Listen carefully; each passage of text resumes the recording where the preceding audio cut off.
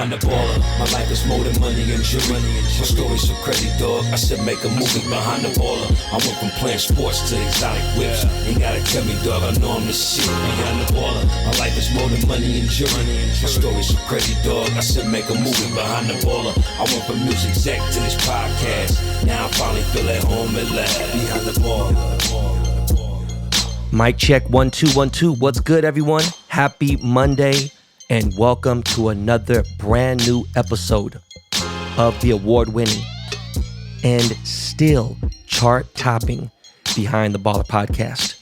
Guys, starting this Thursday, we are back to 2 episodes a week, every Monday, every Thursday, 12 p.m. Pacific Standard Time. Yes, BTB is back like cooked crack, motherfucker. This Thursday happens to be my birthday. Yep, I don't want anything. I don't need anything from you guys. I am Gucci, all right? But this Thursday, we'll be dropping a special birthday episode.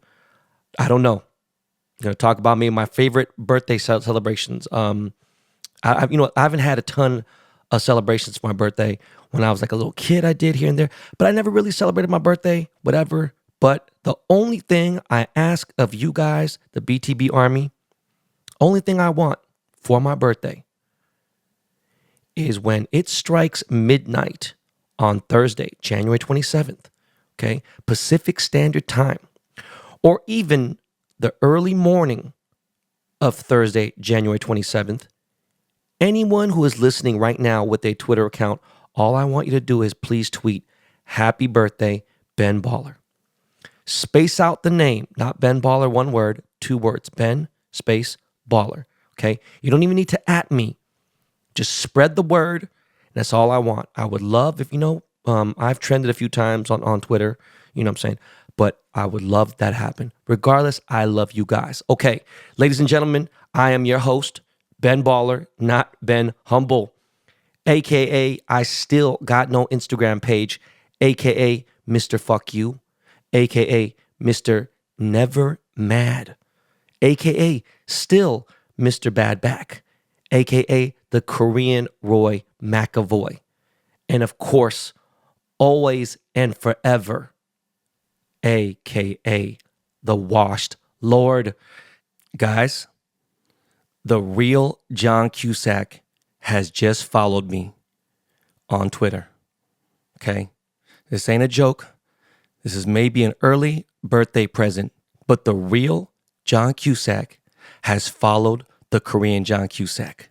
Guys, this is a 100% independent show, which means we do this for you guys for free. The only way we make money on this is by getting sponsors and by getting your subscriptions. The more people that subscribe, the more free game that I could spit to you guys, all right? So please hit that subscribe button. It helps us out a lot. The haters, you will never stop me, okay? I know you guys listen to the show because you want to know what I'm up to. Why? I don't know. But anyways, hit that subscribe button. You already know, helps us a lot. And I know I promised, but we are flirting with this video idea. Could be a lot sooner than you guys think, all right? This is a Dust Brothers production. That is Mr. Miles Davis and Mr. Jordan Winter. Miles, congrats on that Niners win in Green Bay. It's a big win. I ain't gonna lie, okay? But watch y'all bitch asses go home after this Sunday, okay? Because the Rams ain't fucking around. Right? I think taking down Brady is a way bigger deal than taking down fuckface Aaron Rodgers. They don't fuck with Aaron, but he's just, every fucking time he opens, he's just a fucking motherfucker. But hey, look, it's crazy that you guys have gone this far with porn star Jimmy, because motherfucker didn't throw a goddamn touchdown still enough, because y'all defense is tough. Gonna lie to you. More about that later. I actually don't want to talk about the Niners at all, but look, if we had that offensive line, do you even know? BTB Army, this show is sponsored. This show, Behind the Baller podcast, is sponsored by the good folks over at mybookie.ag. If you use my promo code BenBaller, you will double your very first deposit up to $1,000. Okay? And mybookie.ag has every single bet you could think of, not just NFL, okay? Not just the playoffs or the NBA or even just hockey or whatever. They got UFC, they got boxing. But the best part about it is they have every prop bet that you could think of. They have even shit that you wouldn't think of, okay? Just head over to mybookie.ag and use that promo code BenBaller, and just know I'm going to go ape shit with MyBookie for the Super Bowl. I would like to thank all the people at MyBookie for sponsoring Behind the Baller. Okay, so let's get this motherfucking show started, guys. Yes, my Instagram has been officially suspended. I have no idea when it will come back. I don't know why, to be exact, either. I have three top people from different sides, from fashion, from influencer side, even from business side. Don't know. No one has answers. I don't know what to say. Do I care? I mean, yeah. But, I will never let anyone, you know how old I am? Like, I will never let anybody dictate how I make money or how I should live my life. For the most part, I follow the rules. Okay? Now, am I being censored or canceled? I'm not Donald Trump, you know what I'm saying? But I did not break any real rules, right? People say, oh, what's real? No, shut the fuck up. I did not violate anyone. I may have triggered some sensitive bitch asses, but that is not in the rules of Meta. If you guys know what the fuck Meta is formerly known as Facebook. All right. I have never gone in the DMs and told somebody, hey, listen, go eat a dick. Please go kill yourself by 8 p.m. Never done none of that shit. Okay. Maybe the only crime is, when I post my meet and greets for my Ben Baller strain, sometimes in the background there might be some weed. I might focus on some of the packaging here and there, but I'm not literally just blatantly posting weed like that. And the funny thing is, I have 2 pages just for weed. BB did the strain and Ben Baller strain. And you know what? They're both, one has 20 something thousand, 30, and the other one has 58, 60,000 people. There's tons of weed pages. Okay. Nothing's for sale. But I get it. It's all bullshit. But look, real talk. I'm losing 6 figures every few weeks or about a month that it's down. Okay. That's no cap. Right. And, my wife is actually shocked. She lost her account for like a day and a half or something. She was freaking out. My wife doesn't even barely have 100,000 followers. And she's like, yo, she's tripping. And other people are kind of worried and whatever. And I know that Captain Morgan is working, trying to get it back. And so are my agents, at Excel. And I appreciate it. But you know what? It's like, what can I do at this point? I do follow up I was following up like the first 2 or 3 days, every 24 hours with my guy, who's a friend of mine. But at a certain point, what am I going to do? Yes, it sucks, but at the same time, I'll make it back with other hustles. You have to be smart and resilient, period. Now, if I was 27, if I was 32, it'd be a different thing. I'd be like, nah, fuck all this. I'm older, smarter, but it is harder, right, to bounce back from certain things. But I've established myself, and there's other ways to make money, and I will regardless. And to be honest with you, I didn't think this podcast was going to really make that much money, but it's starting to pay some bills. Because of you guys, because the BTB Army. And that's why I give back a lot. That's why I do a lot of giveaways and everything else. But it pays other people's salaries. It helps out not just Miles and Jordan, but the Dust Brothers have a team. Okay? There's other people that are involved, and it helps a lot of people. So doing this show helps people. It helps some of the listeners that listen to this show. But one of the things that I realized while being down and not having an IG. I have a private page, but it's really, I use that here and there, but it really is like nice to have that because I don't give a fuck what anyone's thinking, whatever, But that iPhone feature where it shows you your usage, your daily average, and it's every Sunday it's probably Sunday morning, you'll get a notification. And my average iPhone usage is like 6 to 7 hours a day. On a really bad time, maybe from whatever, it could be like 8 hours, right? It's the worst. And 8 hours is 1/3 of a fucking day, using your phone. Now, ever since last Sunday when my account went down, yesterday I got a notification and it said my average daily usage was 3 hours and 40 3 minutes a day, which is fucking incredible. Not having an Instagram is like having a short vacation, okay? Mostly on my mentals. That's where it's helped me the most, okay? But I refuse to make a backup page.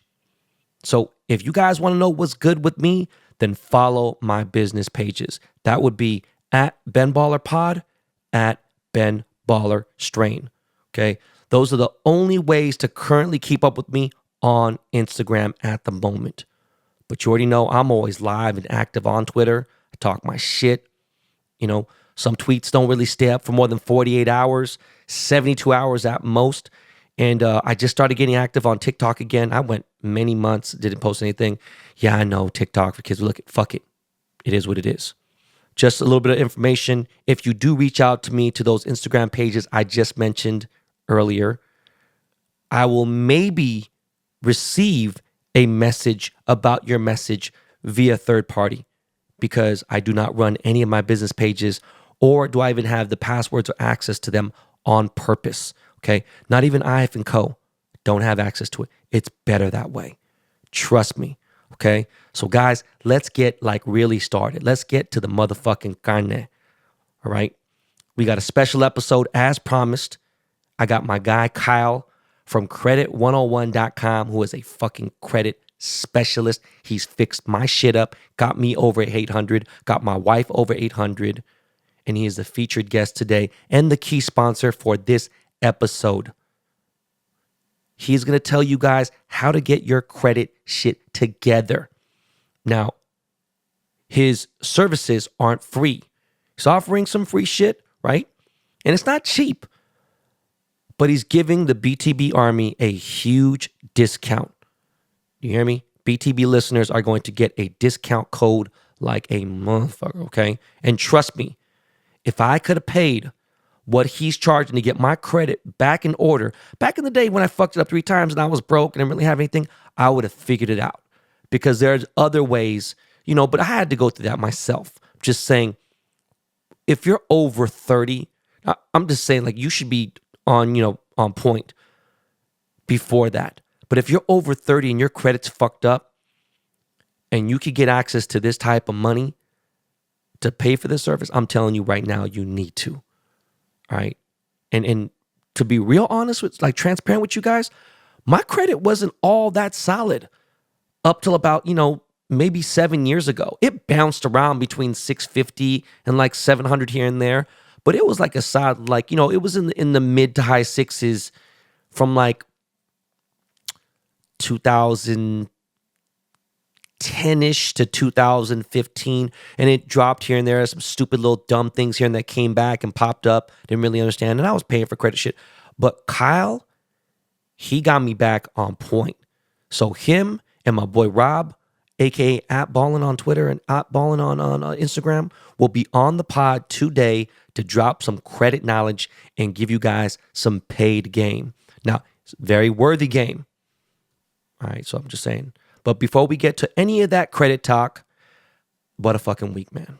Obviously, I had a lot of free time because I wasn't fucking around my phone and you know, checking all kinds of random shit from cars to whatever and fucking gossip and all that other bullshit. That was keeping me bullshit entertained. And I don't be, you know, going on bitches' pages. If you go to my Explore page, you're going to see a bunch of watches, fucking shoes, sports, and cars. Okay? Like, I don't follow any IG thoughts. Even though there's some girls obviously have followers and have, you know, buxom bodies, it's not, you know, what you think. These are fucking people that I know I'm friends with and everything else. And, you know, Nicolette wouldn't even have any of that. But anyways, a lot of organizing has gone down this past week with my agent, with my network team. We had to postpone the toaster drop, which is only, you know, postponed a week, but all because of my IG situation. Like, it's fucking insane that someone who relies on social media can get their livelihood taken away. And people say, oh, well, you should follow the rules. No, listen. I didn't make any threats. Did not threaten anybody's life. I did not spread any false information. I did not post any explicit stuff. I didn't, you know, any of those major things.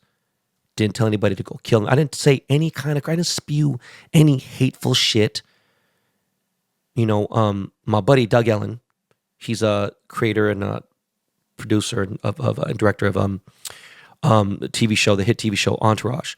And I realized, that show's been off the air for like fucking shit, like 7, 8. I forgot how long it's been, but some of you guys are so fucking young, you don't even know what the fuck Entourage is. Amazing show on HBO.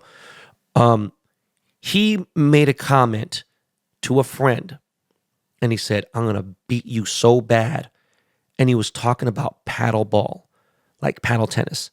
No joke, not joking at all. But the algorithm picked it up is that he had his account fucking deleted for a week, and he had contacted everyone. I'm sure he has way bigger plugs than I do, and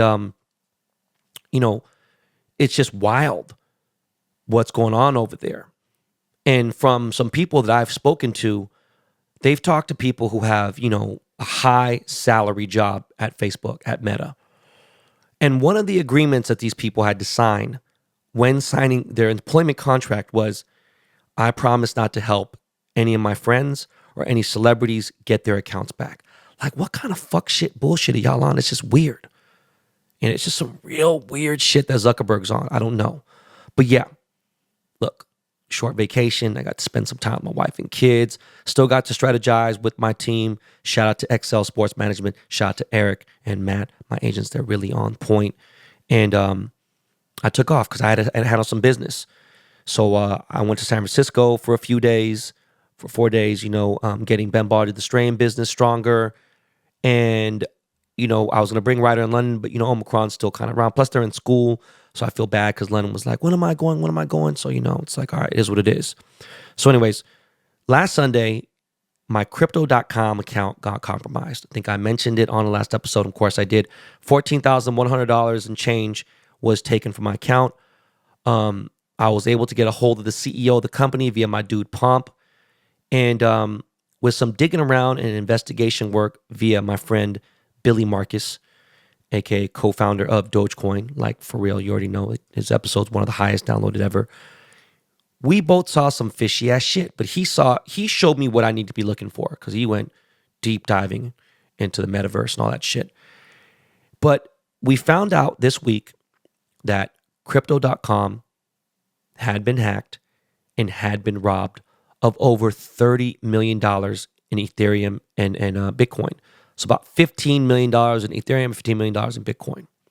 Now, if this was like Wells Fargo or Chase or Bank of America, I highly doubt FDIC insurance would have kicked in this fast.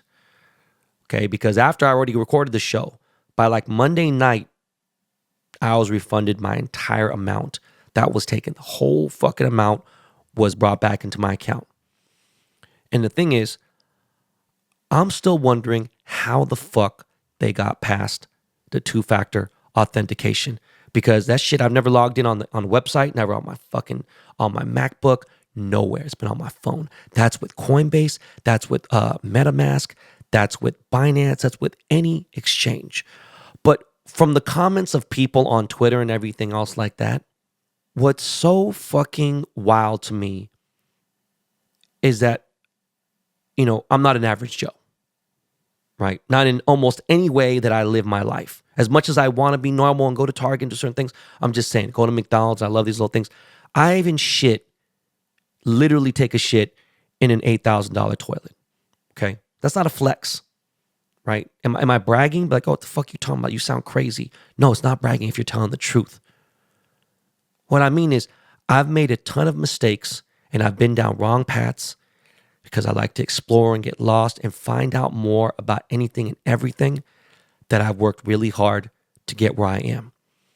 So at this point in my life, which I'm very, I feel I'm very, honored and taken back by a lot of people that think like, oh shit, you look like you're still in your late 30s, or, you don't look any day over 40 or something, whatever. Do you think I'd have 8 figures in cryptocurrency with a financial team and everything else without a cold wallet?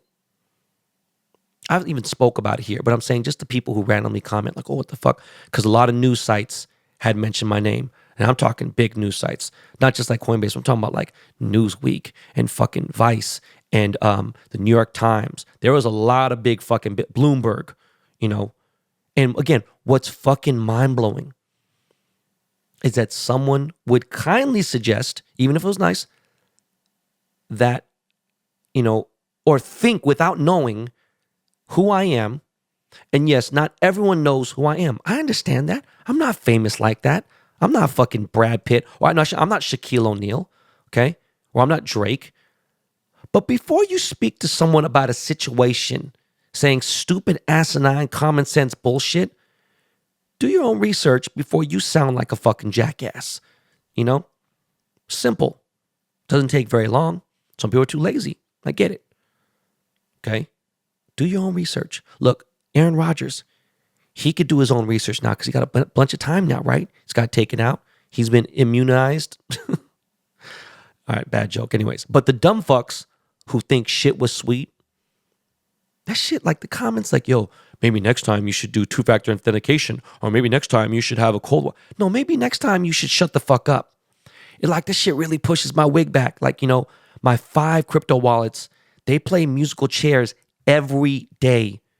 I don't just sit there and keep shit in exchange here and there. And I know what the fuck is going on. If I got to buy something, if I'm doing shit, I'm fucking with it on a regular basis. I'm very active. There isn't 24 hours that goes by where I'm not switching things inside my own crypto wallets. That doesn't mean I'm cashing out. Especially does not mean I'm cashing out and fucking paying tax. I did that one time, last year, about 10 months ago, or was it 8-9 months ago? Look, understand this. Even just doing simple business, just doing a collaboration, whether it be Shaka, whether it be fucking Casio, whether it be Puma, it doesn't matter what it is, okay? It could be fucking anything from small to big, network to tailor-made, whatever the fuck it is. A simple business collab with me is never going to be via verbal agreements or a handshake. Okay, guys, it's 2025. My business team is no joke. Shit is not going to be a walk in the park.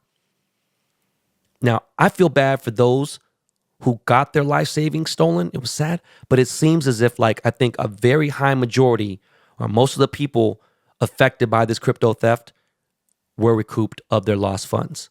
Okay. Now, the people who weren't, something was funny style, whatever. You got to fucking be careful.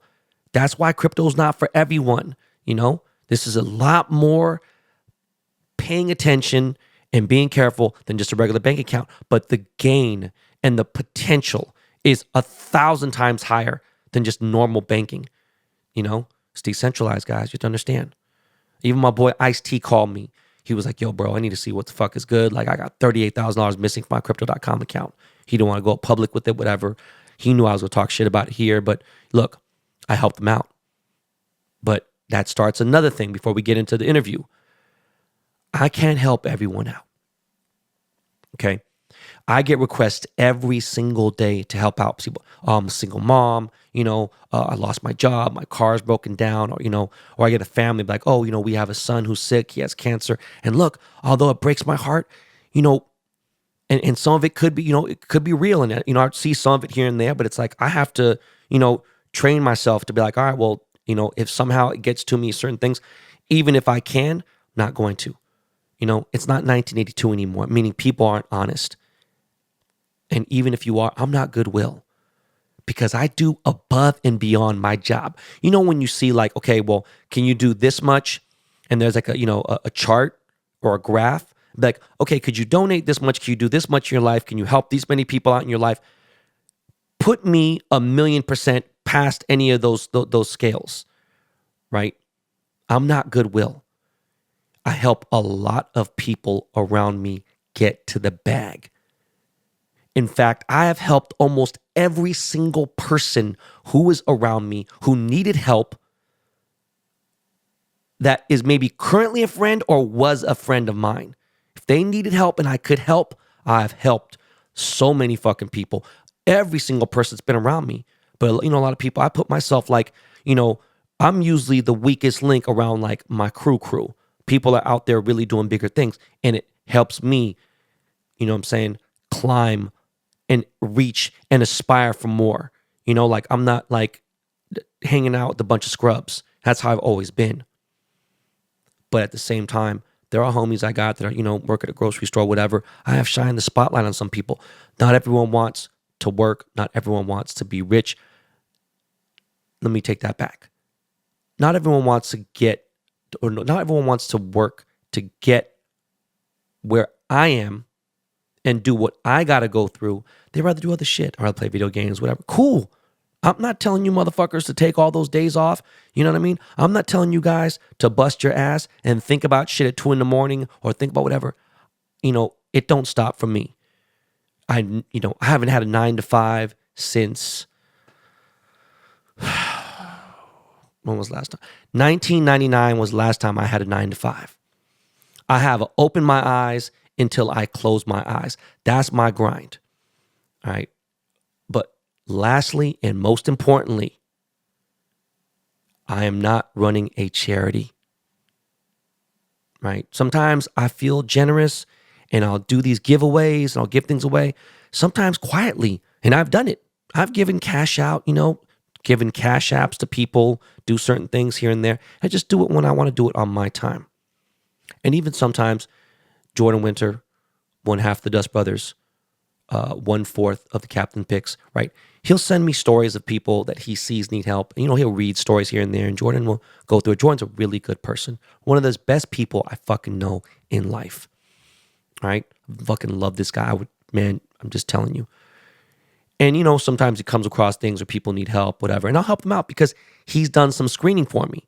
But even that now, it's got to come to a stop right now. It has to stop for a little while. Okay, guys, look at times are tough. I don't know how many times I have to say this. Tough times don't last. Tough people do. And with that right now, we got to talk about crypto because we're talking about crypto, right? Crypto has had one of the worst crashes in the last 6 months. Crypto has crashes, what it is. That's crypto. This is not a get in and get out game. Yes, sure, some people have done it, with shit coins. People have pulled rugs, promoted a fucking BSC token and asked people to sign up to a Discord and call themselves crypto analysts.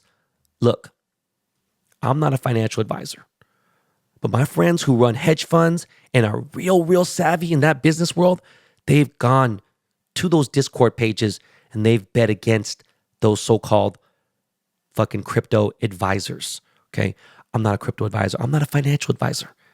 I am a free game advisor. Fun fact, all facts.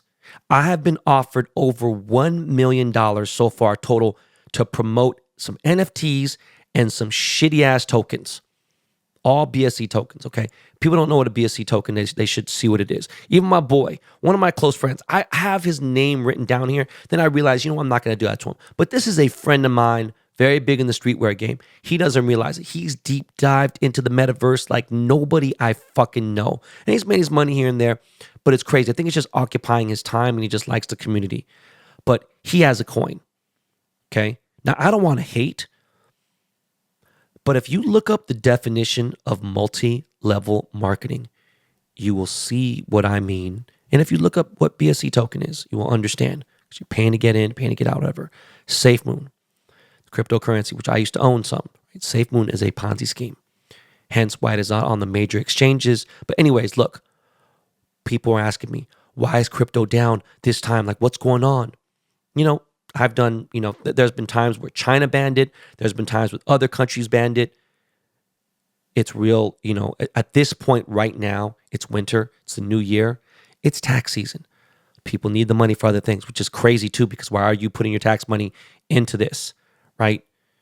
And I'm not joking. I'm not even fucking kidding. 1%. One of the biggest reasons I think that crypto is down is because people are simply fucking bored. I'm dead ass serious. They're just fucking bored. They got the money here. I don't fucking care, whatever. Now, if you're day trading, I'm talking about stocks now real quick, right? Which is dangerous, but you know how to do that, then you can get some bread quick on a daily basis. My boy Rex, my cousin Rex did it. Rest in peace, right? If you play penny stocks, I get it. But crypto is a totally different animal. When people have their money sitting somewhere for a little while, they get itchy. Get it? Especially when it's like, maybe a couple thousand, maybe it's 4,000, maybe they drive Uber, maybe they need the money to pay bills. I don't know. They're highly influenced by small people. Oh shit. Oh my God. Crypto's falling apart. I got to get out. Why'd you get in? That's not what this is. That's not how it works. But that's the way of the world. But what's even more mind-blowing is people selling their crypto into fiat. Like, what? Like, what? You're putting your shit back into fucking fiat. You're putting your shit back into the US dollar? Jesus Christ. Like, do you know how weak our fucking dollar is right now? Like, some countries don't even fucking accept it because they're just like, yo, I've never in my life seen people laugh at America. It's crazy. All right, guys, here's some free game via my boy Billy Marcus, but it's also something that I understand. And I want you guys to understand if you're holding crypto, NFTs or something, okay, that you believe. Look at bear crypto markets are always going to be longer than bull run markets, okay? So if there's a bear runs last longer than bull runs. I don't have time to sit here and tell you guys what a bear market is in crypto or a bull market in stocks, whatever it may be, okay? There is no guarantee that the next cycle will be bigger than this one, right? You know, Bitcoin hit 60 something, 68,000, whatever it was. Look, I don't know if it's going to hit that again. I'm hopeful that Bitcoin jumps back up to 75 to 100, whatever. Hopeful that Ethereum goes up to 5Gs, 7Gs, 10K, okay? But I will say this, cutting risks or cutting your losses is a choice. I get it. But don't get in if you don't understand the crypto game. Don't get in if you can't lose a little. Don't risk what you can't afford to lose. Hang out for a minute. Have some coffee. Chill. Forget about your wallet and whatever. That's where you're going to make your paper. See what's good then. I could have cashed out when Doge hit 75 cents, but I stayed. At 1.8 million coins, but we can't do that shit. We ain't got the money like you. I understand that. I fully do. That's why I'm just saying. But I stayed in. And I'm at an average of 11 cents. It almost hit that, I think. It got down pretty low this week, right? This weekend. And I got in originally with Doge with 875,000 coins, right? At 0.003 cents. And I bought a shit ton. I copped my Ethereum at an average of $900. So even though shit has dropped a lot, I'm still up. All right. I copped all my Bitcoin at an average of $4,900, like just a little bit under $5,000. Okay. So yeah, I'm up. I never forced anybody to get in when I got in. There was times, where crypto was fucking just shit and it went years. It just went crazy in the last 2 years. But had you guys got in when I got in, every single one of you guys would be up by a shit ton right now, even if you only invested $1,000. Bitcoin is dancing right now in the 30s, right? I mean, it's up a little bit, went down, but some people think it's going to go down to the 20s. I still think no matter what, understand that Bitcoin is very limited. It's still the Hermes of cryptocurrency. And too many rich white elitists are in it to let it fail. So currently right now, it is the term that everyone's using, it is on sale at the moment. Now me, I'm not buying anymore. I have a lot. Do I not believe in it? No. Why the fuck, if I didn't believe in it, I would get out. I'm not getting out. Okay? I'm not going to sit there and fucking pay taxes on some shit, And that's how you get caught up. You fucking pay taxes on shit that you sell. That's one of the reasons why cryptocurrency is so attractive to many, because if you know what you're doing, you don't leave a footprint. All right. But at the moment, if you just, and this is not advice. I'm just saying at the moment, it seems like Solana and Ethereum are the safest bets. And that's where, I'm trending to put a lot of money in that right there because I'm already holding. So I'm like, fuck it. Because people use Ethereum every single day. It's the most used by far. Anything brand new wise is a big gamble, but the big gambles, huge, huge gains. Okay. So if any of you used your stimulus check to cop any of the newer crypto back 2 years ago, then you would be fucking good. Okay. GOODT. Anyways, the most important lesson during this pandemic is make sure your credit is good. So people be like, oh, it's bullshit. You need this, you need food. But I'm telling you right now, Yes, I understand that some of you guys can't pay your bills on time, and there might be ways, to get around that. But you can call these creditors, you can call these banks and try to get extensions. You'd be surprised. You got to be fucking patient. You'd have to be really going out there. I go hard on shit, even to this day. Sometimes I let it go. I'm like, fuck it, I'm not tripping on that. But on certain things, my credit, I'm not letting that shit go down. Refusal. Okay. I know there's guys out there with simple minds, like my boy Lil Duval, who thinks credit is stupid. He's like, oh, you're getting all this shit to borrow shit. Why don't you just buy stuff when you can pay for it all in cash? You know what? I refuse to. I can't believe, like, Duval's very small-minded, very fucking, Florida boy in certain ways, whatever. And I look, I commend him for being able to buy his cars cash all the way through, his plane and his crib, and having, credit outside. Well, not credit, but having assets outside the country because the country's fucked up here and there. But if he had another solid financial advisor, then he'd realize he's dead wrong. But I'll get into that with this interview. Okay, enough about that. I'm just saying, like, credit is fucking very, very important. My mother said this to me a long time ago. She said it to me many times. My mom is fucking 80, right? And she still understands how serious it is with credit. But look, guys, we're going to take a really short break, and we're going to get into how to fix your credit and Credit 101, right, with credit101.com. Yo, Miles, man, hit the army off with some Lakey, and let's get everybody above a 700 FICO score when we get back. All right.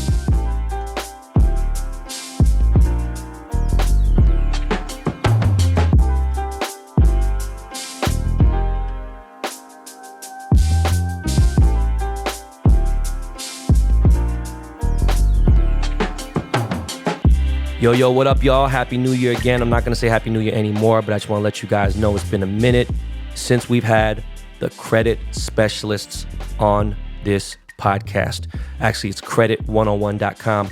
But you guys remember, we have my boy Rob, a.k.a. @Ballin. His real fucking Instagram name is @Ballin. Like, what kind of nerve, right?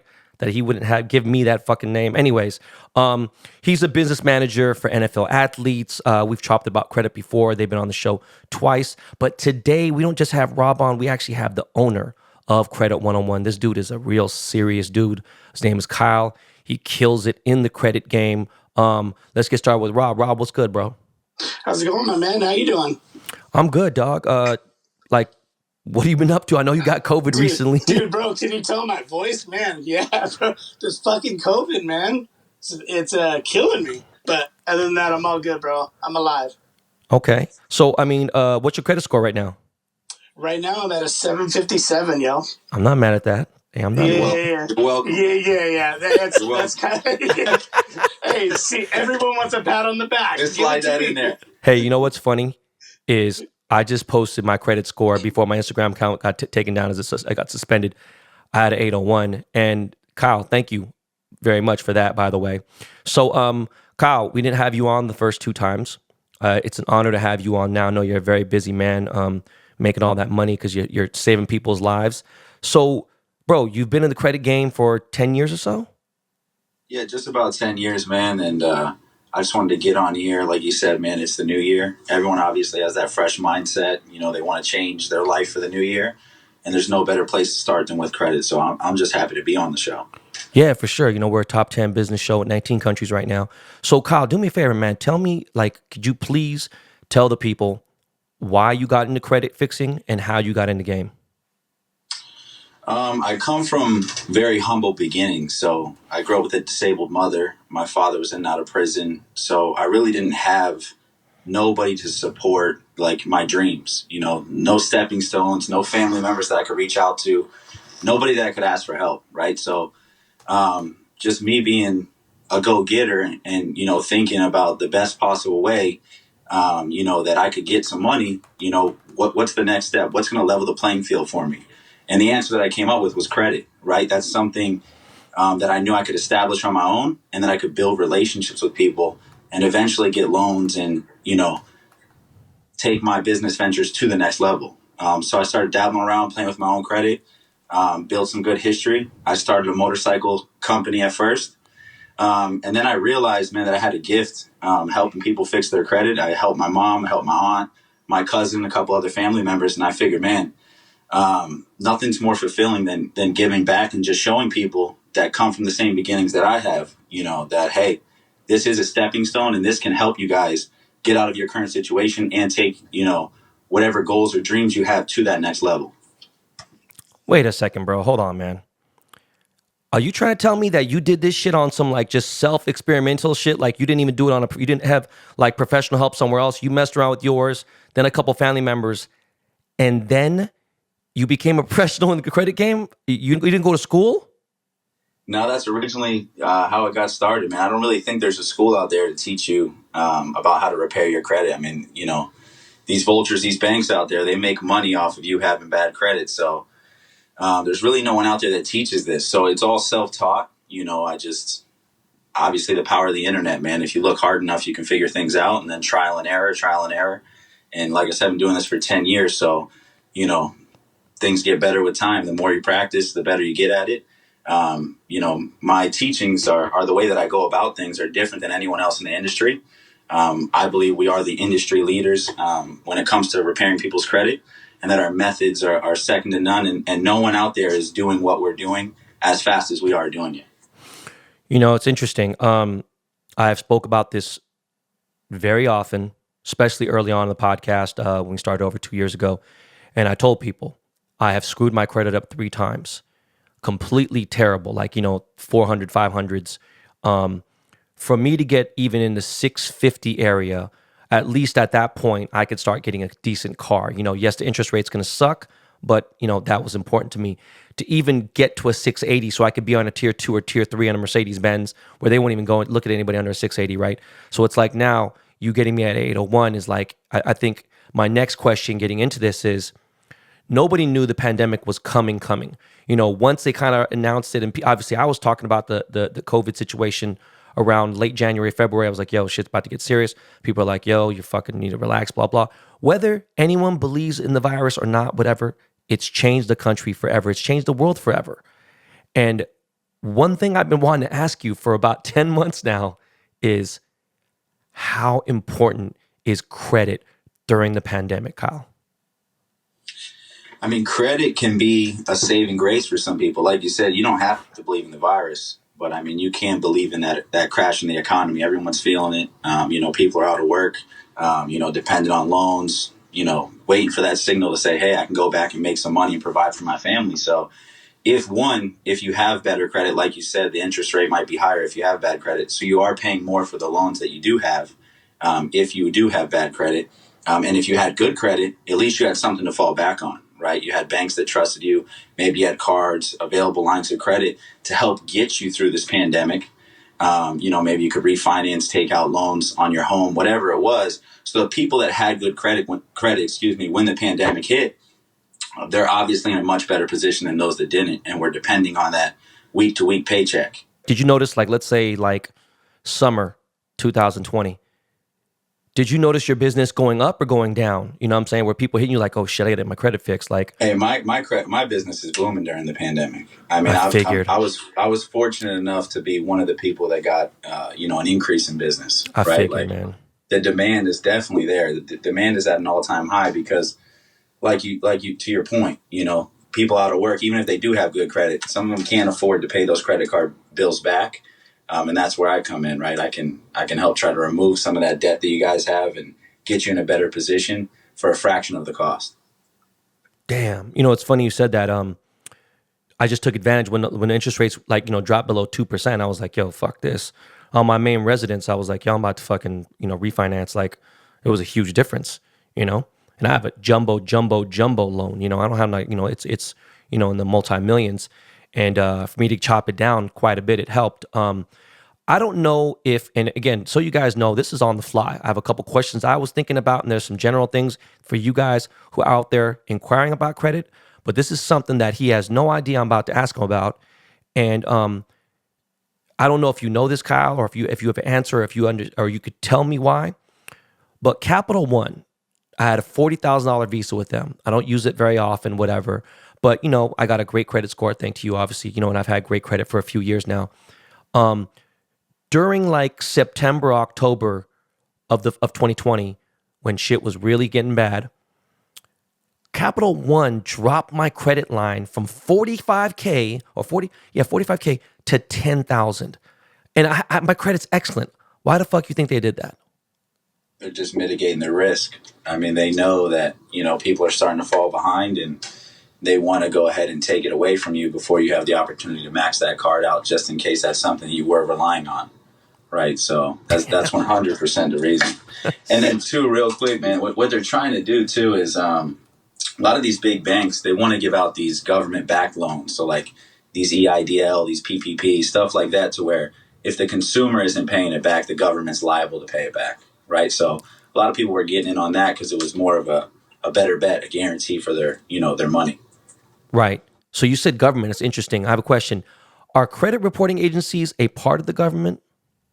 No, they are privately owned, for-profit agencies. So they're definitely there to make money, and they're not owned by the government, but they do have rules and regulations in place that allow us to dispute any negative items that you may have on your credit report. So Equifax, TransUnion, Experian, they're all privately owned. Correct. Oh, shit. So what's the difference between a Vantage score and a FICO score? I was actually curious for my own personal reference. It's just the way that they calculate your score and what they're using to come up with the number. I tell a lot of people that score really isn't important. Score is just like a general idea of what's on your credit profile. The main thing that people look at is history, right? So you can pull your credit from a few different lenders, and everyone's going to have a different score for you. It's going to fluctuate depending on what system they're using to come up with your score. The main thing they're looking for is similar accounts. So if you're getting a home loan, they're looking for home loans or rental history. If you're getting an auto loan, they're looking for auto loans or auto history. If you're getting a credit card, they're looking for similar credit lines. So you can have very low credit lines and a good credit score and still not qualify for high loans, right? Still not qualify for high amounts of credit. So the main thing that people want to worry about is their history. That's a lot more important than just your credit score. Yeah, so guys, as you know, I have a lot of cars. And not only just regular cars, I have high ticket cars from upwards of $1.8 million vehicles, and I have, a whole bunch of, different loans, leases, everything. So my next question is, I'm sorry, let me tell you guys something real quick. I didn't know that there's something called car credit, whereas you may have a 720 and the next guy might have an 800. And, he might own a bunch of cars outright, might finance here and there, but doesn't have revolving credit or have a lot of history of leases and paid off loans and stuff. Whereas I do. And let's say his credit score is higher than mine significantly. But now when it comes to getting a loan at a better interest rate, I'm probably going to get approved better because of how many, loans and car loans and car leases I've had. So he is telling, that's something that I had to learn. And I'm fucking old as hell. I had to learn that shit. Like, I learned it recently that car credit was totally different than just regular credit. What can you do about bankruptcy? How hard is that to remove? Can you remove that? How long does bankruptcy stay on your credit file? Like, that's like one of the highest asked questions from my followers. So yeah, I'm glad you asked that. A lot of people think you cannot remove bankruptcy. You actually can remove bankruptcy. And the thing is that bankruptcies themselves don't actually affect your credit score. It's the accounts that were closed that were tied to the bankruptcy. Excuse me. A bankruptcy goes on your public records, so it doesn't actually affect your credit score at all. And now if you have accounts that were closed and settled during that bankruptcy, obviously those closed accounts are going to affect your credit score, right? So the first thing that we do is we have to attack those accounts. Once we remove everything that ties you to that bankruptcy, then we can go ahead and dispute the actual bankruptcy from your public record. But we have gotten them removed in the past. It is a case-by-case scenario, so I don't want to make any promises, any guarantees.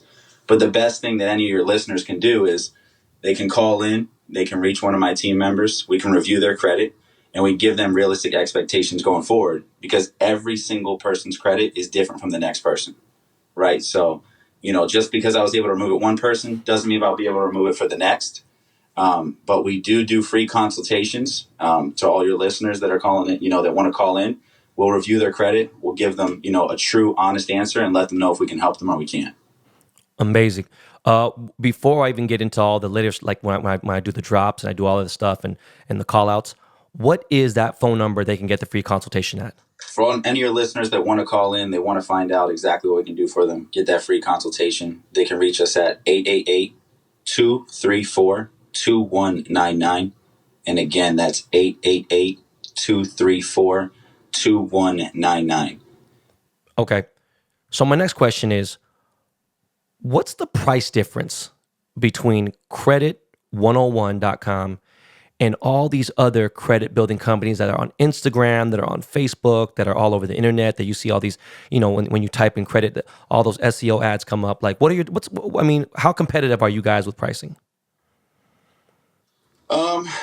Be honest with you, man, it's not about pricing. It's more about the service that you're going to get and the fact that we're not going to go ahead and damage your chances of repairing your credit from the very beginning. But for all of your listeners that do want to call in, we are doing up to 60% off.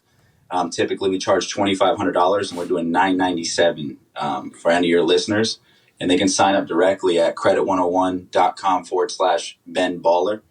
We always take care of your listeners. But to my point back to about our service, there's a lot of things that most credit repair companies do that actually damage your chances of getting these items removed. And they help validate the collection accounts that are reporting to the three main agencies. And then by the time you contact us, a lot of the damage is already done. And maybe we would have been able to get these accounts off had you originally contacted us. But now that they already have the information that they're looking for to validate the debts, it's a lot harder for us to do it later on. Damn, I didn't know that. I didn't know that credit fixing people could fuck your credit up even worse. That's crazy, especially when they're trying to help you. Let's say one of my listeners pays $997. You evaluate them, and their credit is pretty bad. They got late payments, 30 days, charge-offs, all that good shit, right? I mean, how long do you think? What should they expect? Could this be fixed hopefully in 6 months, 3 months, a year? Like what's a typical person with 3 or 4 really bad charge-offs and things like that? Like what's the typical time frame? I mean, again, it is a case-by-case scenario. So the best way for us to determine is to look over, their credit report. But typically we start to see results within the first 45 days. After that 45 days has passed, we have a better understanding of what we need to do going forward to attack the items that haven't came off. Within that first 45 days, what we're doing is reaching out to any collection accounts or any negative remarks that are reporting to the three main credit bureaus, and we're asking them for information on these accounts, right? So once we get that information back, we're able to make a better evaluation of exactly what we need to do moving forward. Right. I'll just touch the point, man, that you were saying, like, you didn't know these other credit agencies could go ahead and actually fuck up the credit repair process. And just to give you an example of exactly how they can do that is a lot of these credit monitoring services have something that's called an arbitration agreement, right? So Experian being the main one.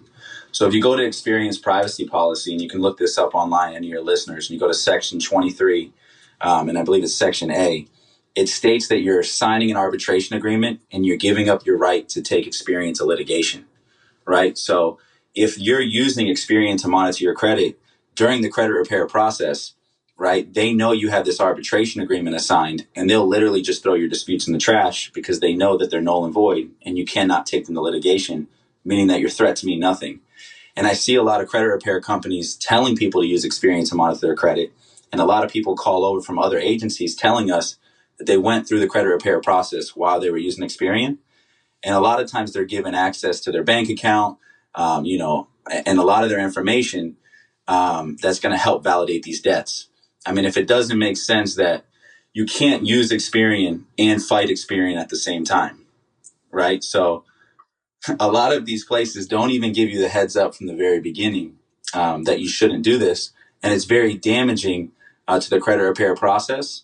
And then again, if you went through, an agency that wasn't aware and didn't fill you in, obviously you may not see the results that you were looking for.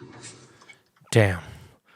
So can you tell the followers what types of things can be removed from a credit sweep? We've removed literally everything. I mean, I've removed child support, bankruptcies, collections, late payments, repossessions. I mean, Ben's about to laugh at. Holy shit, fucking dude, when he said child support, bro, Kyle, I'm sorry. I didn't look at Doc. I didn't mean to throw you under the bus. Dude, do me a favor. I don't have child support. Obviously, I don't have child support. I have 3 kids. I'm married. But Rob, you dumb fuck, you fucked the whole thing up because you fucking blew my mind when you just said that right now. Hold on. I'm sorry. You could start all over again. You can fucking you've removed child support from credit? Holy shit. Yeah, we've gotten child support removed, correct, man. Okay, sorry. So keep going with the credit sweep. I'm so sorry. Keep going. I mean, medical bills. I mean, there's literally nothing that we haven't removed. Now, again, this is a case-by-case scenario, and it is a two-way street here, right? What we like to do is educate our clients and tell them what they shouldn't do during the credit repair process. Obviously, and we like to do our job, to the best of our abilities. If the client is not listening to the advice that we give them, it's going to directly affect the results, right? So some people listen, they don't answer the call when debt collectors are calling in. They're not using anything other than Identity IQ to monitor their credit. And obviously they're going to have the best results, right? And then you get other people out there that are answering the phone, trying to negotiate with debt collectors and basically just going against everything that we advise. And it's helping to validate these debts, right? So results definitely vary. It is a two-way street. We can only educate our clients and hope that they follow the rules. But the ones that listen, they most likely are the ones that are getting this child support removed. Jesus Christ. So another thing too, that is probably the third highest question that people have asked. When you get something, a derogatory, removed from their credit report, what are the chances of that coming back on? So it is possible that it may come back on. And usually when it does come back, it's because that debt collector now sold the debt to somebody else.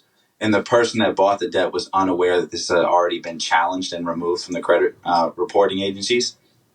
So they may go ahead and report this again. Now, if that happens, I mean, we definitely will go ahead and attack this and get it removed for you again. It's nothing to worry about. You just go ahead, bring it to our attention. Most of the time, my agents catch this on their own, and we'll go ahead and send out another round of disputes for you. But if by the small chance that we don't, you go ahead, give us a call. We'll make sure we take care of it. That's fucking crazy because I've seen it where, like, say for instance, I owed Ford like in 2002. I had a Harley Davidson F-150 and I let a buddy of mine borrow it. And then this guy tells me he gets jacked by the Hells Angels and drives the car to Canada. Don't ask me what the fuck, whatever. I never saw the car again. So I'm like, yo, dude, this is a lease. It was like $800 a month. Like, I'm not fucking paying this car. Like I told the people, stolen, boom. But obviously Ford's like, hey, bro. They didn't say, hey, bro, but they're like, hey, you signed up for this lease. That's not our fucking problem. It got stolen. Boom. You got to pay this. And I was like, fuck that. So it was a loss. It wasn't about the lease. It was like, it was an issue. And it lingered. Then all of a sudden, one other company had it. So they started reporting, the negative on this, boom. And then another company bought it like 4 years ago.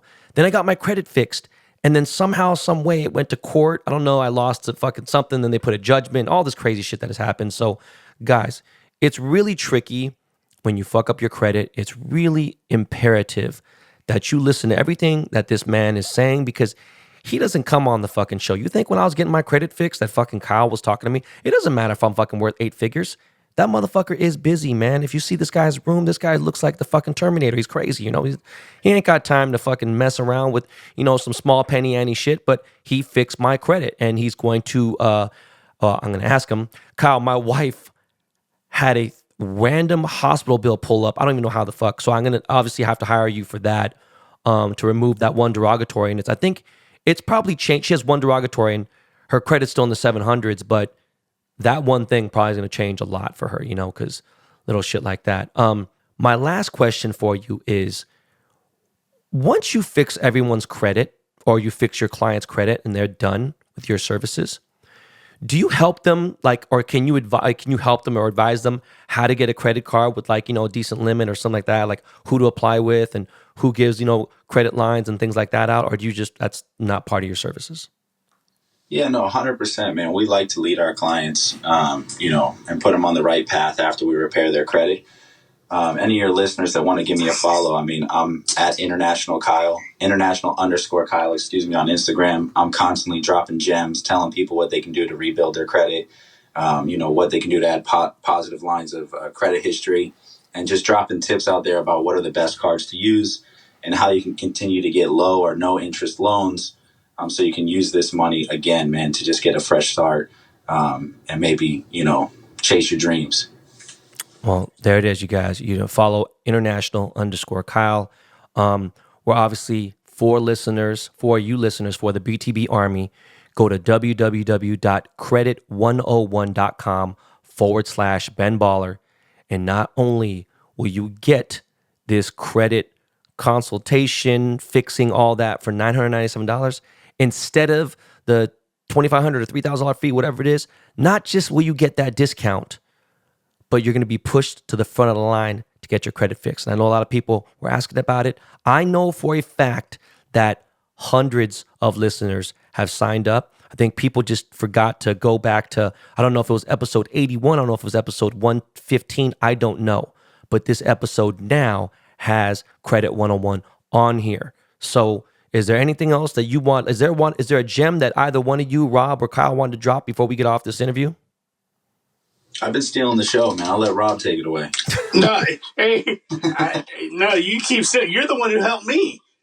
So, I mean, I have a finance degree, Ben. We talked about this before, and none of this credit shit was ever taught in school, stuff like that. So, I mean, I still learn when I had that ding on my credit, they took it off. I always thought credit was a scam until they did it and until they helped some of my football players. And that's why I brought Kyle on. He had to, drop some gems. Real quick, man, the consultation's free. So just if anyone's getting some confusion out there, I know you said you get the consultation. Sorry, my bad. Sorry about that. I mean, we'll give you the consultation for free. I'll let you know exactly what we can do to help you. Right? If you want to jump on, by all means, go to credit101.com/Ben Baller and just sign up. Because you're endorsing us. We fixed your credit. We fixed Rob's credit. But if you do want to go ahead and go the extra step, get that free consultation, and just hear it from directly from us, what we can do for you, by all means, call in and one of my agents will definitely take care of you. And just for the record, guys, I have used several different places before. I have ones that have fixed it. I have other things. I found a place that, I don't know why, I think I might have Googled it. And what I did was they were like, hey, we'll remove every single file for $300. And if you do this many, if you have 5 or more derogatories, we'll give you a better deal. Look, at the end of the day, if your credit's like bad, and you got 3 or 4 things, it's the $997 is a joke. I'm being dead honest with you, because he can change it to where, getting it done right. Think about the spending power and the amount of money. And some people, okay, you know what? I'm actually going to ask you this, Kyle. I have friends who bash this all the time, say flexing your credit score is so lame, blah, blah, whatever. And I know that Kyle said the credit score is not important, but it is, because you can't just have a 500 and think you're going to get a fucking loan. Okay, yeah, between 700 and 800 could be different. Things could be different. One person could just have, good credit and, kind of had minor loans here and there and stayed good, whatever. Then you have one guy who's aggressive and, every time I do a loan on the car, it drops 40 points here and there. But credit is important. And Kyle, what do you think about those people that say, oh, well, it's stupid having credit because basically you're just borrowing more money and you're just putting yourself in debt? What do you say about that? They have no idea what they're talking about, man. Some of these cards are giving you 5% cash back on your money. I mean, I've saved just alone using credit cards to run my ads this year. I've saved over $500,000 on ad spend just by my credit card rewards. So these people have no idea what they're talking about. They don't know the advantages of credit, and they're just not educated on the system. And just to your point, credit score is important. I just wanted to emphasize that history is more important than credit score. If you got a 500 credit score, you probably have shit history, right? Yeah. If you have a 700 or 800 credit score, you might have some better history. So your score definitely does matter. That's just a quick insight. I can look at someone's credit score, and if it's 500, I'm not even going to take the time of day to go over it. But if you do have a 7 or plus credit score, that's when history starts to, come into play. Like you said, man, if you have auto loans, you're going to get, better interest rates on your cars, and someone might give you an auto loan a lot faster than someone with an 800 because you got more car loans. So just to touch on your point again, man, definitely credit is king. And these people are just not educated, and we're here to help educate them, bring them up to speed, and tell them exactly what they need to do, to shift that mindset and understand the advantages that credit does offer. And to wrap it up, I want to say this, guys. Understand, just because I can afford a $3 million, $4 million, $2 million house, $1 million boat, whatever it may be, I'd rather use that cash to leverage for something else, whether it be a business, anything else. So me getting that, at just that really attractive low APR, that helps me a lot, and it's nothing. Think about when you finance, for those of you who have decent credit, whatever, you have an Apple Card, and you finance your Apple phone for, $1,000 phone for whatever, $14. I mean, think about it. It's nothing. Some people are like, okay. But then it's like, it's just use it to your advantage. And I got to say one more time, not dissing Kyle at all, but you know what, Rob, I do appreciate you bringing Kyle to our platform. Kyle, I do appreciate you bringing all the information and you giving this offer to our listeners. So guys, thank you again for coming on. Very informative. Please make sure you go to credit101.com/Ben Baller. If you skip back a little bit before, you'll hear the number to call. The consultation is free, and he's giving, it's like 60% off on the credit, fixing. And on top of that, he's pushing you to the front of the line. So guys, again, thank you guys very much. I appreciate your time. Yes, sir. Thank you. Awesome. It's great talking with you. Yes, sir. All right, yo, Miles, man, throw on some Lakey Lake, man, and let's get to a commercial. We'll be right back.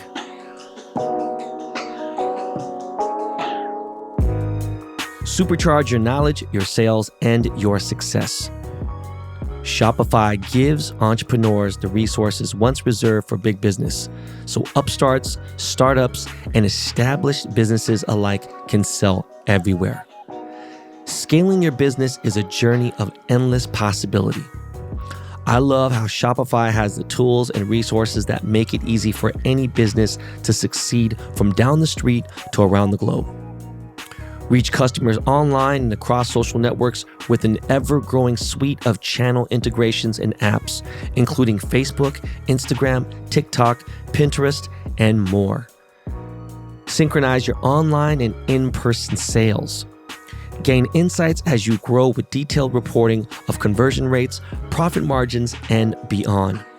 More than a store, Shopify grows with you. This is possibility powered by Shopify.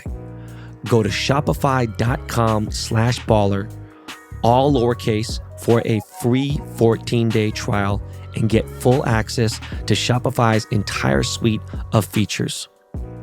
Grow your business with Shopify today. Go to shopify.com/baller right now.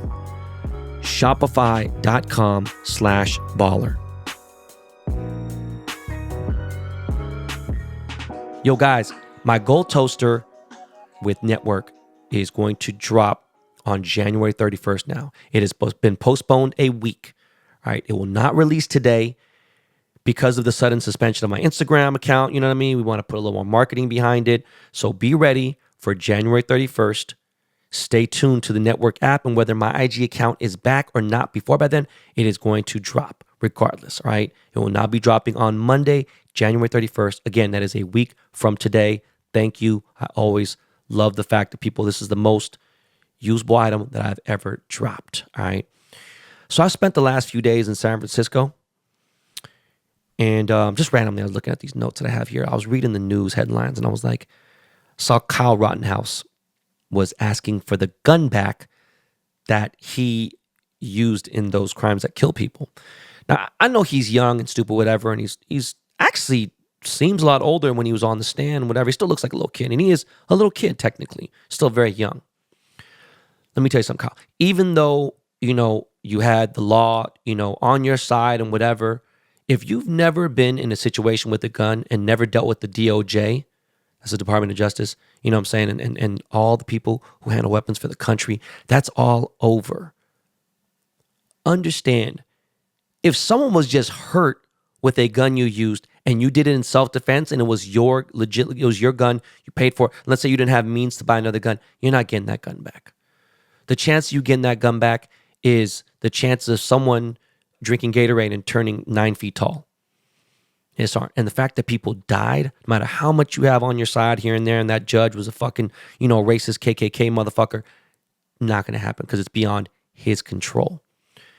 And now that I'm thinking about it, after all these years, right? I bought my first gun in 1994. I want to say 94 or 95. I bought my first gun. I bought a Glock. And I always wanted one, right? So that is fucking almost 30 years. It's taken that long. I have never brought a gun on the plane. except for when I fly private. When I fly private, no big deal. Never say anything. Boom. Unless I was going overseas, because you got to go through TSA and all that shit. I'm talking about anywhere in the 50 states that I flew private, I've always had a gun on me. Now, driving through wherever, I've never really driven out of state here and there, right? But I'm in the RV, of course. That's my house. You need to protect your house, right? But I brought a gun on the plane with me for the first time. Flew commercial, read the rules, read the regulations, how to do it, how it needs to be locked. Every airline is different, by the way, too. In certain places, obviously going to New York, you're not going to be able to bring a gun on a plane. It's just not going to happen. I mean, because when you land, boom, they're going to tell you. It's just, but what's mind-boggling to me is at LAX, and fuck it, I'll put it on blast. At LAX, they weren't even checking. The lady didn't check the gun at the check-in counter. He's like, "Hey, how you doing? Yes, I'm checking in my firearm. It's in my bag." Boom, show her. And she's like, "Oh, beautiful. It's so great that we could travel with guns." She's a super sweet lady and everything. And I was like, "Do I need to wait for TSA? Like maybe, just in case there's an issue?" She goes, "Well, listen out for your name." Because I read that, they might call your name if there's something they need, whatever. She didn't ask me for the password to the fucking safe. Nothing. Checked it out. I filled out the form. Boom. They taped it on. That was it. Now, coming back from San Francisco, okay, it was a little different. Lady was she understood. She gave me the form. I filled it out again. Now for the thing back. Then they sent me to a secondary area where a TSA agent inspected, made sure everything was good on the honky-dory. I made sure that I was extra kind to this guy. Wasn't rushing him, was very helpful, gave him the password to the thing. They inspected, they looked at everything, boom. But overall, it was maybe a 15-minute process, maybe 20 minutes max. But I mean, it was very simple. I was fucking shocked. It was a trip how easy it was. But it was nice having a concealed weapon, in San Francisco, just to make sure I was good. But one thing I noticed, because all these fucking crazy jackings and shit were going on, and I haven't been there in maybe almost a month or something, there are police everywhere in downtown San Francisco, especially in Union Square. I have never seen, there's groups walking around, there's cops pulled up, they're outside any of the major stores, there's cops inside the mall, there were cops every fucking where. Now, I had to hit Rotunda. And it's been a minute since I got the burger. I've got the Impossible Burger. They don't have their whole menu back. Of course, I always eat the fucking Lobster Club and all this shit and the crab melt and all those things. Obviously, the chicken consomme and the fucking popover I talk about all the time. I'm in San Francisco every single month, obviously, because I got my place there. But the Rotunda this time was exceptionally better. This fucking burger was delectable on levels I can't even tell you. It was just excellent. And again, I just love the ambiance because of the snooty ass people in there that feel like I shouldn't be in there. But it was fucking excellent. Now, went to another restaurant, courtesy of my boy Dave, who's my business partner. He's my young. He is somebody that I look up to because he is so fucking just, I can't think of, I'm using vocabulary, the app, and I'm going to think of some amazing words to describe my business partner, Dave.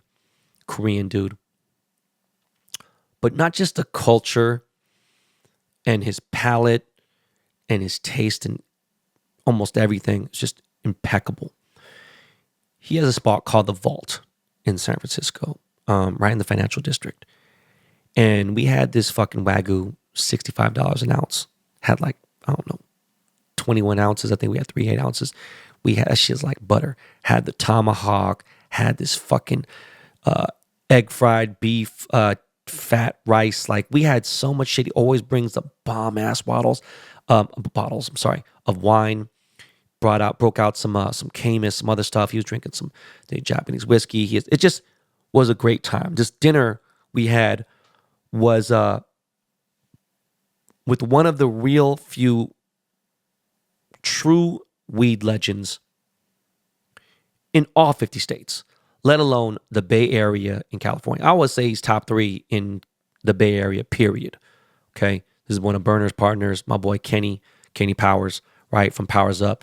Him and his partner Jay, we had dinner. We'll just sit down. I want to get him on the podcast and chop some shit up because this dude, obviously, he created Gary Payton, Cereal Milk. He's had so many different fire strains. And I'm proud to say that we grow his strains, at Skypack. And We have another farm too. So, we sat down, chopped it up, had a great time. And fucking, I'm just telling you, the vault really surprised me this time. It was very, very good. Low key, real chill. Obviously, you need to have vaccination to go there. But I always eat good when I'm in San Francisco, even when I'm at Dave & Buster's.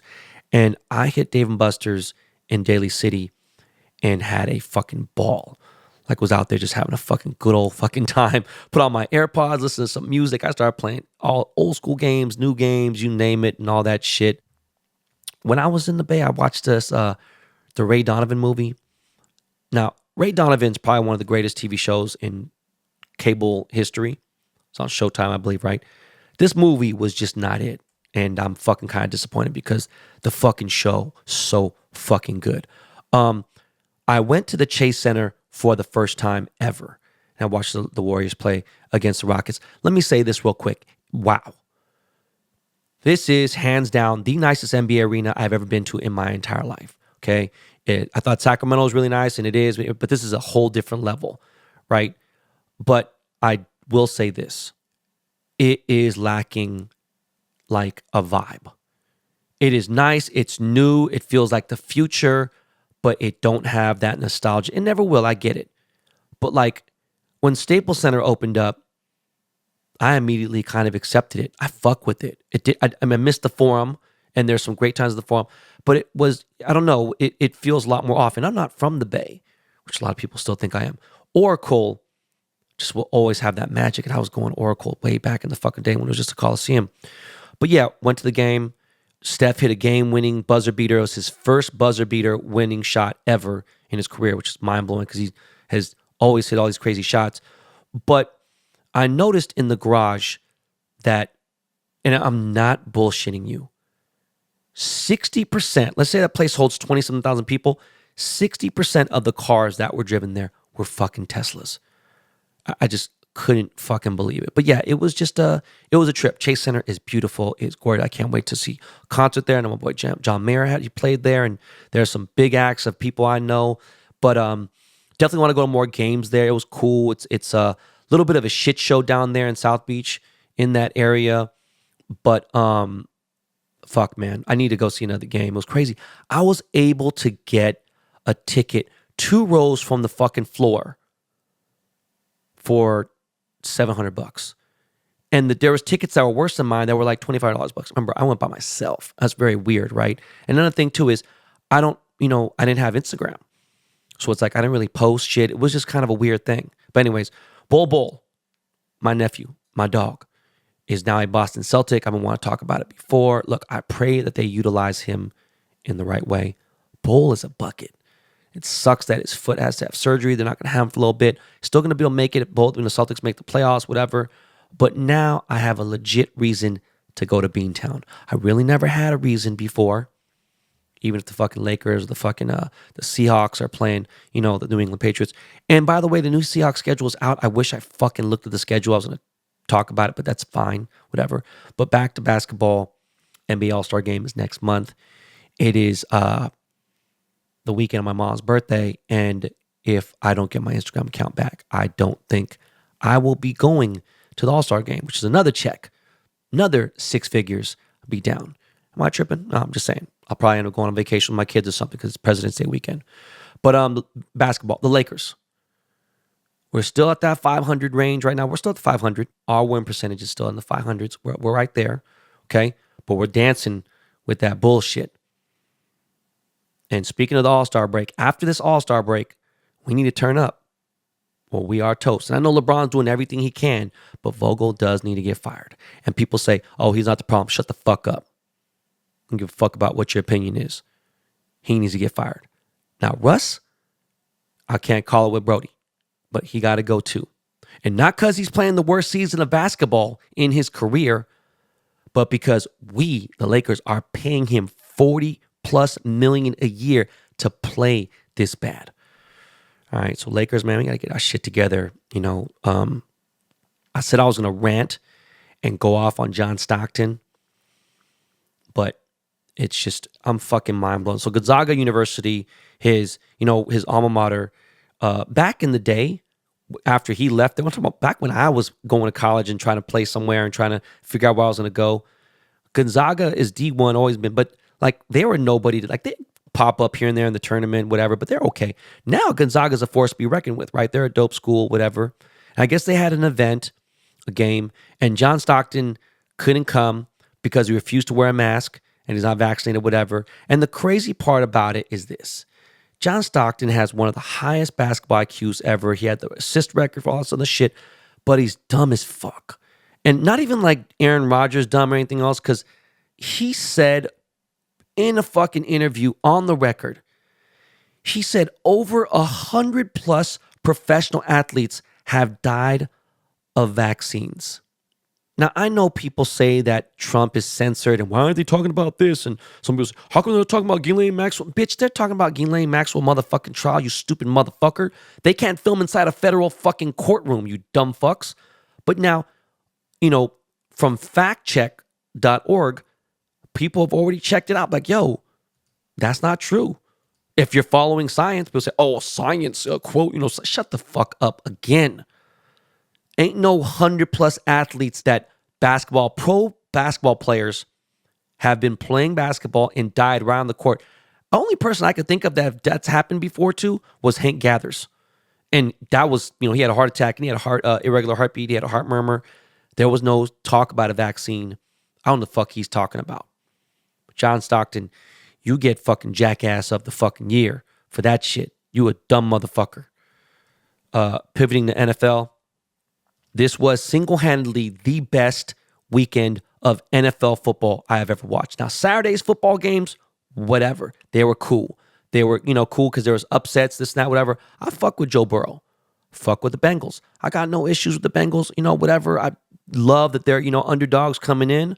But let me tell you, they are going to get motherfucking washed because the Chiefs ain't playing no bullshit ball right now. They are fucking serious. Now, that Rams-Bucks game and that Chiefs, to watch the Rams and Bucks game in the first 2-3 quarters are kind of a bore fest, and for Tom Brady to make that comeback and show motherfuckers what time it is, but then for the Rams to really play, because think about the Rams defense, then think about their offense. They really got the fucking, probably one of the best teams in the NFL. They really do have an amazing team. Now, the fact that we almost beat them, whatever, boom, we kept it up, and they've lost to the Niners and all that bullshit, that don't mean nothing.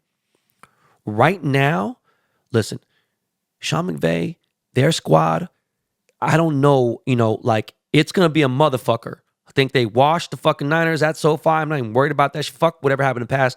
They're playing for real football right now. And that Bills-Chiefs game is possibly the best football game I have watched in 40+ years of watching football. Fuck that Chiefs fucking Raiders game, whatever, blah, blah, blah. This was a motherfucker. And what pisses me off is that the Bills are fucking cursed.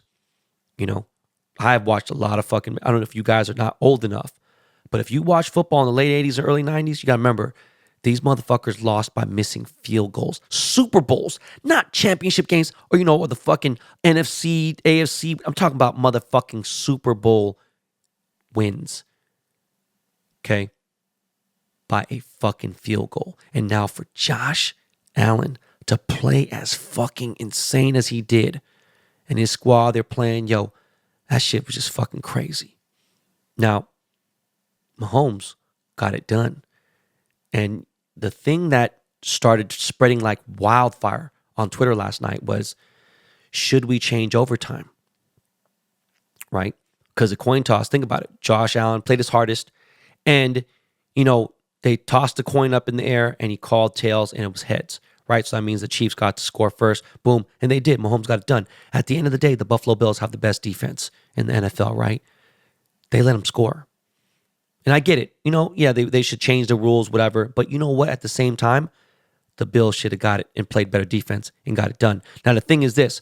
Would they have said that if, let's say that the rule was different and Josh Allen went down the field and couldn't score? I don't know. It was just weird. It was fucking insane to watch them score 25 points in less than 2 minutes, but changing overtime might not always work. I don't know. At the end of the day, though, you got to get it done. You have to stop them. You got to make a stop and be like, oh, you got to give them a chance to. I get it. Just the rules. It is what it is. Pivoting to entertainment.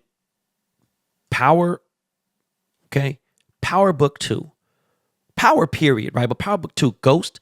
This last episode, episode 8, was fucking insane. I'm sad there's only 9 episodes this season. I don't know what the fuck happened. How there's not 10 or 11. It's 50's world. But this last episode turned up to a whole different level. All that shit that was building up, you're like, what the fuck's gonna happen with this and what's going on here? I'm not giving no spoilers. Fucking crazy. I might fuck around now. Once the season ends, I'm gonna fuck around and watch everything from 1 to 9 all over again. I cannot wait for next. It's my birthday weekend. You know what I'm saying? We got the fucking NFC, AFC championship. We lit. I'm gonna have a great fucking time. My birthday weekend, I'm gonna be just chilling. Got no IG, fuck it. All right. But 50 Cent is the new Aaron Spelling of television. Not the urban Aaron Spelling. He is the fucking Aaron Spelling, the black Aaron Spelling of TV, period. All right. Man. Now, Euphoria. Look, man. I knew it was going to start out a little sus, and that's what they're aiming for, and I get it, and cool, whatever. And I'm not, man, more people call me sus than anything, so I get it. But it started out, real sus. Get into it. I get it. They're trying to make Zendaya look ugly. They're trying to make her look goofy and dorky here and there. And then people are like, oh, man, she's so beautiful when you see her on Instagram, but whatever. Look, she's not my type. I don't even give a fuck. That's not what we're talking about. But anytime Fez is in there, my boy Angus Cloud, the show just gets to a different level, right? And, and there's some shit. There's fucking, there's all kinds of stuff. This episode was definitely better than the last episode. I like the show regardless, and there's some things on there. And I know that's just what kids are like today, which is fucking frightening, right? But there's some real shit on there. We're talking about drugs and other shit. It's definitely some real life shit. So I'm excited to see what happens for the season. I don't know. Because that first episode, that opening fucking season 2, episode 1 was so gangbanging. I just don't know what to think, right? But yeah, I got back yesterday and I had brunch with wifey. My father-in-law and mother-in-law decided to take the kids to Cheesecake Factory, their favorite. And I took Nicolette to Chiconi's. Now, me and Nicolette haven't been to Chiconi's in almost 10 years, probably 10 years. Sunday brunch at Chiconi's, forget about it, right? I had truffle scrambled eggs, fucking prosciutto with burrata cheese. It was open face with the fucking brioche bun that was so soft, felt like a pillow, right? And she had her little green eggs and whatever, and we had some what the fuck is that shit called? Calamari. That was delicious, this fucking spicy aioli sauce. And she had a couple drinks, I had my little iced tea, just chilling. But then we both felt like, let's have some dessert. We rarely get to have these Sunday times, on our own. Ambiance, everything just felt right. It was a great fucking brunch, great time with my wife. We had these profiteroles. Oh my God. I might go back. It's like that butter cake at Mastro's. These fucking profiteroles with the chocolate sauce and this fucking salted caramel ice cream. It was so fucking good. I 100% have to go back and have that shit again. But guys, that is all the time we got for this episode. I told you my energy is different now. Fuck that. We coming 2 a week. We got video coming soon. I'm going hard body, karate. I'm not fucking playing games. All right, guys, we're going to do fan questions next Monday. 100%, I promise you. I was going to do them this Thursday, but it's not enough time. So listen very carefully, guys. Send your questions to benballardidtheblockchain@gmail.com. All right. I will read them on next Monday's episode. So make sure you do that. We will follow up once a month with fan questions. Like, I know we fell off for a little bit, but we are here. This show has got over 11 million downloads so far. Like, we're not fucking around over here. Now, waited for the last minute to tell you guys. I have a bunch of clothes that I'm going to give away. All name brand, Nike, all kinds of shit. All lit shit. Barely worn, sometimes lightly worn, some brand new. And I'm going to get some more stuff. And I'm going to give these clothes away to a very lucky BTB listener. Sucks it's not a girl, but maybe a girl who's listening, maybe it's for your boyfriend. Now, if you are an XL in tops and you wear a large bottom like 34, 36 waist, someone is going to come up. Some of the shorts are really short because that's my style. I don't wear anything long, but there is some fresh ass shit and there is a lot of money in clothes. I just need to get rid of a bunch of shit. I even have more stuff that I'm going to give away. I don't know how the fuck I'm going to do it because I don't know what kind of boxes fit in. It's like over 40, 50 items. By the next few days, could be, 70, 80 items. That's a lot of stuff. So stay tuned. I'm only giving away to a BTB Army member. All right. Love you guys. Don't forget to hit that subscribe button.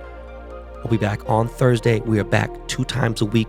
BTB Army, much love. Make it a great day. This is not your practice life. I love you guys. All right. See you guys on Thursday, y'all. On my birthday. Don't forget, happy birthday, Ben Baller on Twitter. Yo, we're out. Yo, Lakey. All right. Take us to the crib, y'all. Peace.